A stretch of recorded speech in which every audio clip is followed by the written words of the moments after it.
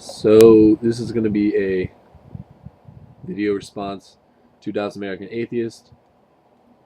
Sorry, I bit the inside of my cheek. I keep re-biting it and it hurts really bad, so I might have to stop talking for a couple seconds. Fuck around with it with my tongue. But he responded to Together for Peace, uh, and he kind of called him out on this question of whether or not uh, language, our language, which is English, I guess, um, ever defines things negatively. Because Together for Peace had called out atheists for defining themselves negatively, say atheism is, a lack of a belief in God. He said this isn't, our language doesn't work like this. And Dallas American Atheist responded and trotted out some examples that he thought proved this contention wrong. Um, and I don't I think his examples were not good ones, um, because his main example is of a set of numbers. I think 2, 4, 6, 8, maybe 10, um, and he says, how do we define what this is? He says we could say it's a set of uh, of positive numbers. We could say it's a set of um, real numbers. Um, we could say it's a set of integers.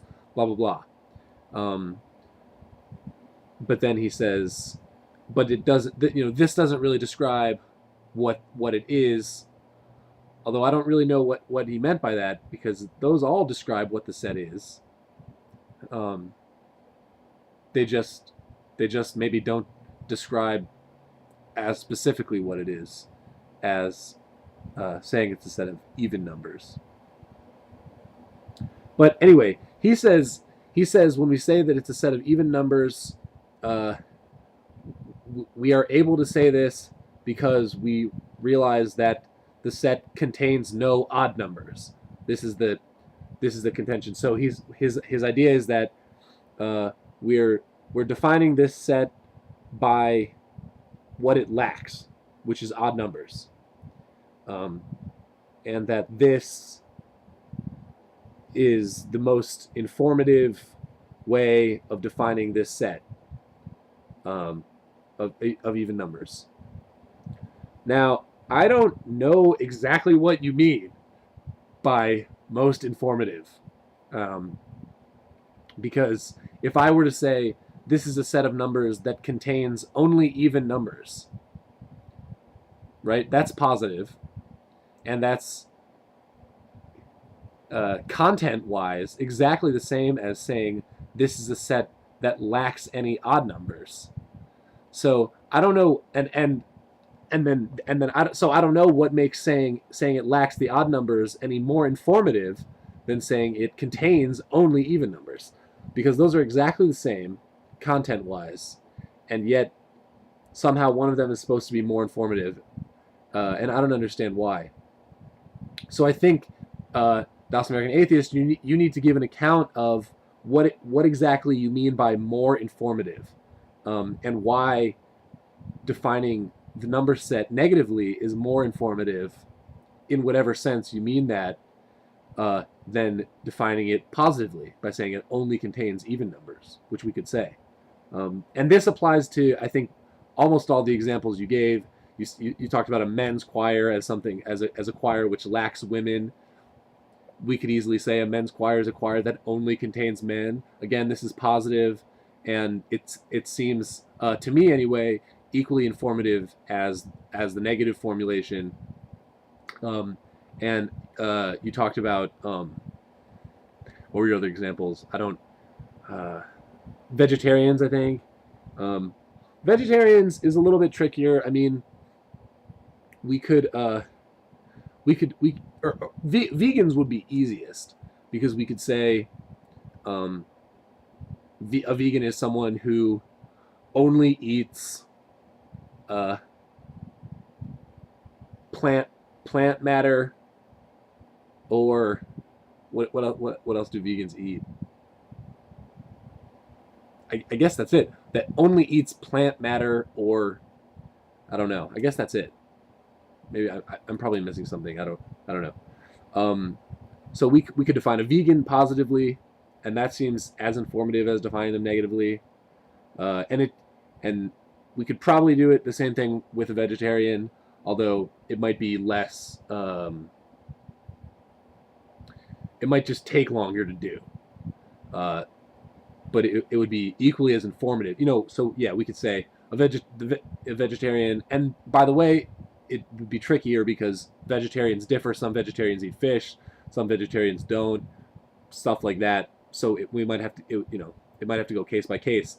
But that's not an advantage to defining it negatively, because you would still have to account for those specific differences. So that's a wash. That certain vegetarians eat fish and others don't, and other such things. But like I said, we could do it negatively, or positively. I'm sorry. We could do it. We could define vegetarian positively. It might just take longer, but I think it would be equally informative. So the only advantage that I can see defining it negatively would be in sort of a convenience way. But I don't think it's not any sort of substantive difference that I can see. The only one I will give you, though, that you used was non-smoker. I can't think of a way off the top of my head to define non-smoker positively. I mean, we could do it, I guess, but it would just take a really, really long time. A non-smoker is a person who only does these things and list every other thing the person does in their life, omitting smoking. But that would take a long time. So I'll give you this one. But I also will say that I've almost never heard this phrase used, non-smoker. Ex-smokers is more common. But non-smoker I only hear in personals ads, or when apartment ads, or looking for a non-smoker for the apartment, or to go on a date with me or something. So that, I don't know, that's kind of a cheesy one, but I guess maybe it still serves your point against Jack. So yeah, I don't think most of your examples work, because like I said, I don't really understand what exactly you mean by more informative, and I think you need to provide an account of that. Otherwise, all of your examples are kind of don't work. So yeah, if you could just let me know what you mean by more informative, that would be super cool. Thanks.